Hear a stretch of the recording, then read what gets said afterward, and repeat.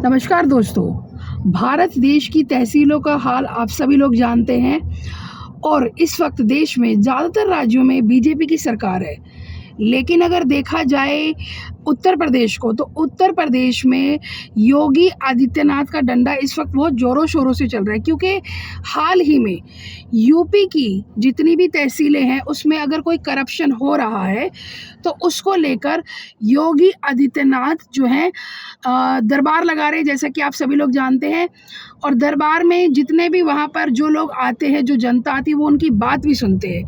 उनकी बात सुनने के बाद जो भी वो डिसीजन पर आते हैं तो वो एक अच्छा डिसीजन होता है। लेकिन क्या सिर्फ तहसील के जितने भी कार्यकर्ता हैं, बड़े अधिकारी हैं, जैसे कि तहसीलदार हो गया, और क्या एसडीएम हो गया, आपका कानूनगो हो गया, रजिस्ट्रार हो गया, नायब तहसीलदार हो गया, तो पटवारी हो गए, बहुत सारे कार्यकर्ता तहसील के अंदर बैठे रहते हैं। अब जिस तरीके से जैसे कुछ जो हमारे लोग हैं देश के, वो ज़्यादा पढ़े लिखे नहीं होते या पूरी तरीके से अनपढ़ भी होते हैं, उनके साथ बहुत ही ज़्यादा नाइंसाफ़ी होती है। तहसील में बैठने वाला तहसीलदार, बड़ा अधिकारी अपनी मनमानी करता है और थोड़े से पैसों में ही बिक जाता है। ये आपने देखा होगा। मैं किसी एक तहसील के बारे में बात नहीं करूँ, लेकिन जो मेरा एक्सपीरियंस रहा है उसके हिसाब से मैं आपको बताऊंगी कि हमारे देश में हरियाणा की तहसीलों में और यूपी की तहसीलों में ज़्यादातर जो है धांधली होती है। यानी कि अगर मैं अपने एक्सपीरियंस की बात करूं तो नगीना डिस्ट्रिक्ट बिजनौर नगीना तहसील में भी बहुत सारी धांधली हुई है, जिसकी एक वीडियो मैंने अपने इंस्टाग्राम पर बनाई भी थी और डाली भी थी, जिसमें आपने देखा होगा कि किस तरीके से सभी बड़ी अधिकारी मिलकर धांधली कर रहे हैं। अब जिस तरीके से योगी आदित्यनाथ की वीडियो आप देख रहे होंगे, जनता दरबार लगाते हैं, लोगों की समस्याएं सुनते हैं और ऐसे अधिकारियों को सस्पेंड भी करते हैं। लेकिन मैं सीएम से यही सवाल करना चाहूँगी कि सस्पेंड करने से तो आप दूसरे डिपार्टमेंट में उनको डाल देते हैं।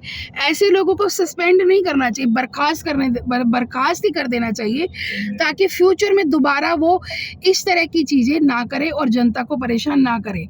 जैसे कि मैंने आपका बहुत सारा काम देखा है योगी आदित्यनाथ जी, लेकिन सबसे बड़ा सवाल यही है कि सस्पेंड करना कोई सॉल्यूशन नहीं है।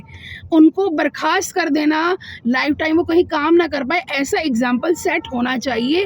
क्योंकि सिर्फ सस्पेंड होने से, जैसे कि अगर मैं बात करूं नगीना तहसील की, तो नगीना तहसील में बहुत सारे जो खसरा खतौनी नंबर है उसमें अंश ऊपर नीचे कर दिए जा रहे हैं, अदर लोगों के नाम चढ़ा दिए जा रहे हैं, जिनके नाम लखनऊ रेवेन्यू बोर्ड ने, राजस्व विभाग ने निरस्त कर दिए।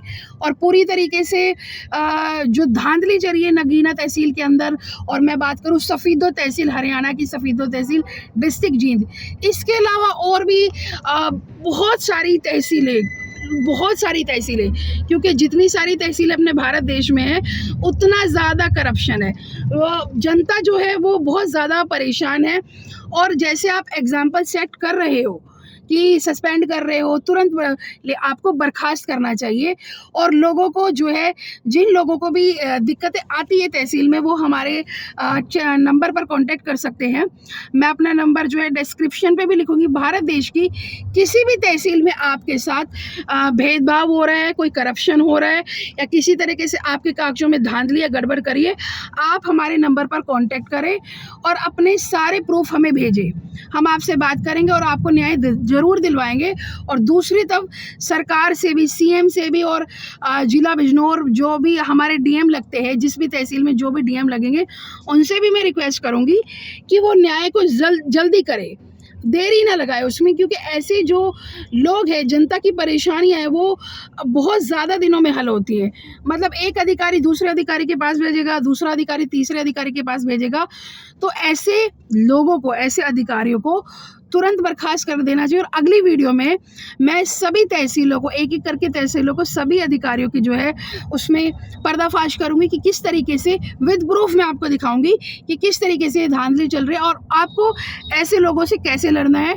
उसमें हमारी चैनल की टीम, मेरी आवाज़ की टीम आपका साथ देगी। इसके अलावा हमारी जो एनजीओ है निश्चय फाउंडेशन, वो भी आपका हक दिलाने में आपका साथ देगी।